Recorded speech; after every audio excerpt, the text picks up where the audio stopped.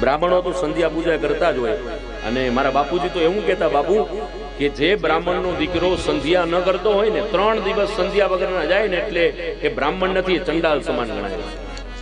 અને મારા બાપુજીથી જે પરિચિત છે એને ખબર છે કે મારા બાપુજી કરોડીએ 4 વાગે ઉઠતા બાપા, અને એનો નિયમ કે સૂર્યનારાયણ ઉદિત થાય એ પહેલા સંધ્યા થઈ જવી જોઈએ. જો સૂર્ય કોઈ સમયે કદાચ અસ્વસ્થતાના કારણે સૂર્યનારાયણ ભગવાન ઉદિત થઈ જાય અને એ દિવસે જો એને સંધ્યા ન થઈ હોય તો આખો દિવસ ભોજન ન કરવું. સ્થાપિત શિવલિંગની પૂજા કરવી એનો નિયમ હતો.